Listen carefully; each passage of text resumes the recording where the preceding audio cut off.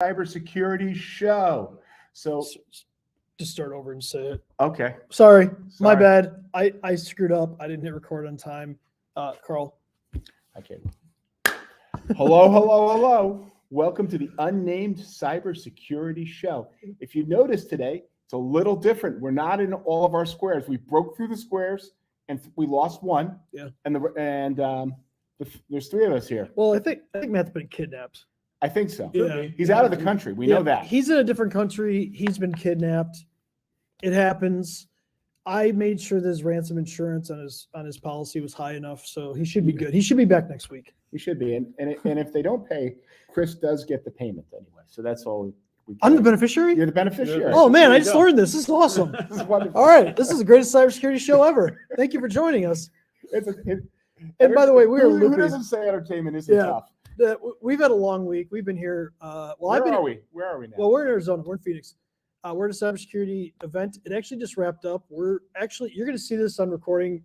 Normally, we try to do this live, but hey, it's going to be recorded this time just because of air flights. Oh, great. Bob's in the air again. Yeah. We may never see Bob again. Apparently, when you get on the plane and they say you can't have video calls during the plane, that's why we can't record tomorrow. So, pesky FAA. Yeah, so we're recording at the end of this. We're a little loopy. There's an open bar about 50 feet that way, maybe. And we just wanted to kind of come on here and give you a little recap of our week and talk about one of the biggest stories that we hope you heard of, but we're not sure if you actually heard of it. Yeah. Right? So, you want to? Well, I think Bob was the one who brought it to us today.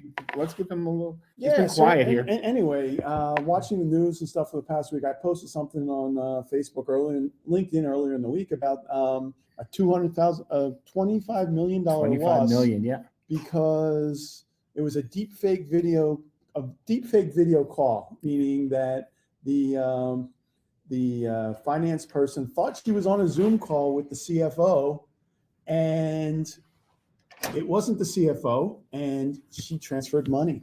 But who else was deep faked in that room?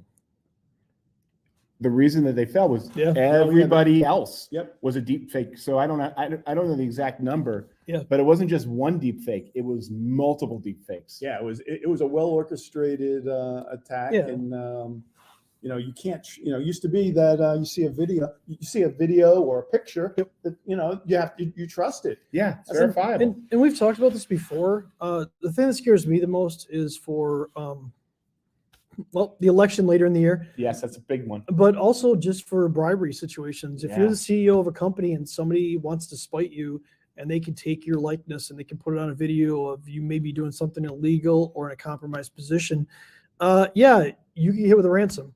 And blackmail is a real thing, and this is something that we're going to see. But the technology with the acceleration of AI and the amount of power we have out there that you can rent to do this, it's crazy how good this can get. And they're not going to say who this company was, right? No. Like this will probably never come out. It's a Hong Kong bank. Actually, hold that for a second. Yeah.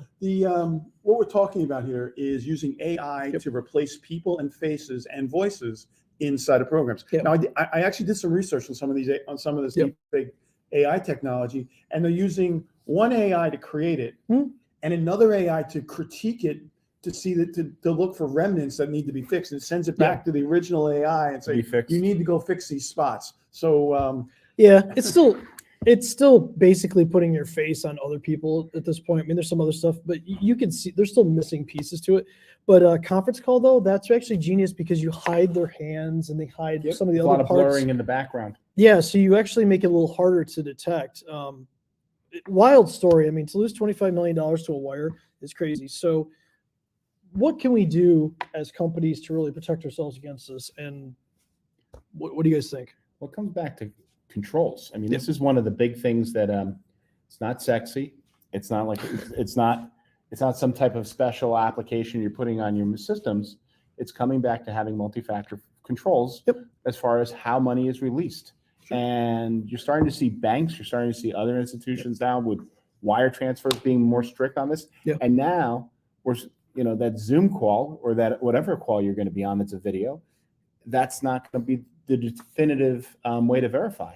And you got to make sure that you're calling people or reaching out to people that you're really getting the person you think you're talking to. Because I talk about it all the time when in my live presentations where I ask people, if they actually have antivirus on a cell phone, Yeah. because, if something gets hacked and you think you're calling a bank or and you end up getting somebody else, thank you for calling American Express. How can I help you? Well, I'm gonna launch out $1 billion idea because I can't execute on it. But I wouldn't be surprised if all of a sudden when you start to log into Zoom calls, you're not going to also have to verify on a phone or some other two-factor authentication. Well, like I have two-factor on my Zoom. Yeah. Okay. But I meant like when you're in the call to the other person to verify that you're actually there. Let's dive a little deeper into this. So we talked about multi-factor authentication, right? Typically email. Most people are used to it, an email on their bank account, right? Like it could be a text message to you, it could be a code on an app. There's other ways to do it. Obviously, there's hardware tokens. It's funny how we're taking this to a multi-factor authentication to a financial control, right? Yeah. Like there needs to be some level of financial controls in the company. But I actually have an interesting idea, and I'm going to steal this, and I can't remember where to steal this from. Have a safe word or a passcode that only you would know that's involved in the situation. So let's say that you have a CFO and a controller, and I don't know, you could have, even if you have a bookkeeping company, there could be a passcode or a password of some sort that you have to use, or they have to provide every time that there's like a change, like a wiring instruction or something like that. So in this case, if the CFO wouldn't have known that, which deepfake AI, the hackers wouldn't have known that, this would have never happened. It's the same thing we did with my kids when they were young and in school.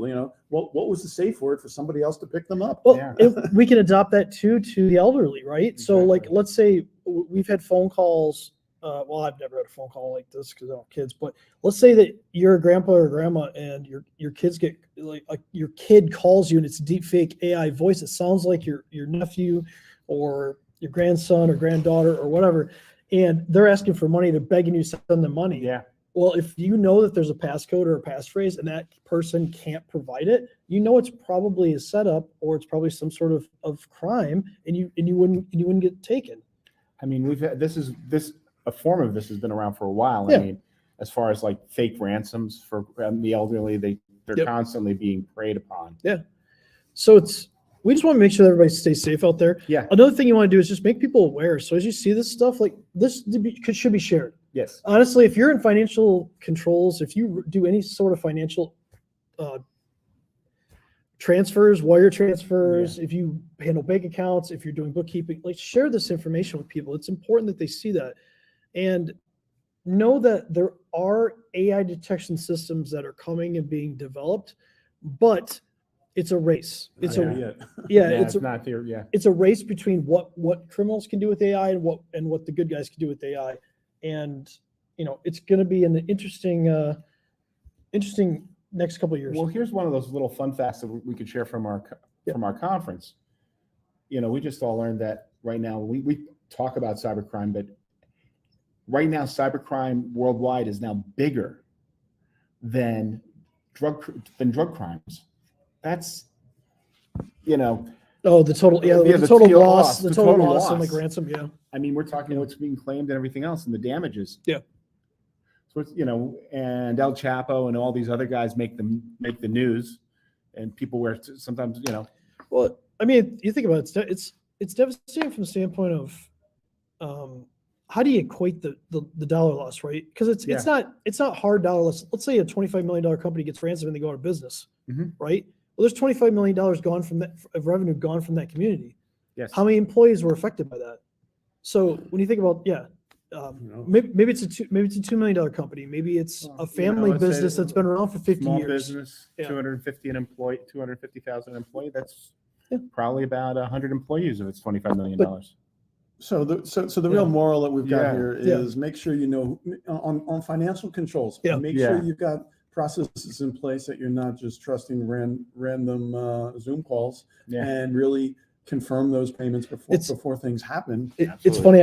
I'm doing a risk assessment right now, a cybersecurity risk assessment for a company right now. They do insurance, and I asked them about financial controls. They can't wire money without physically going to the bank. Like one of the officers of the company, and there's only 2 that are listed, have to physically go to the bank for that to happen. So we're gonna get. No, that's all good. It's all good. Although there was a happy hour we should go hit. Yeah, we should probably go hit the happy hour. So, by the way, we just got photo bomb now, video bomb. I guess in this case. It's all good. So next week we'll try to have Matt back. All of our millions of followers will now see this. This guy's going to be a celebrity superstar now. Anyway. I'm not a celebrity superstar. I Matt know. will hopefully be back with us next week. We're hoping for it. Yeah, I'm not paying the ransom as insurances, just to be clear. So hopefully, And but, if not, we can always send candy in lieu of flowers. all right. But if you have any questions, comments, concerns, if you want to see more about stuff like this, let us know. We can do case studies about this. We can let you all in. If you have any kind of topic you want to bring up, let us know. Sounds But good. till next week, Sounds like a stay party. cyber safe, guys. Time to Yes. travel, and we'll see you next week.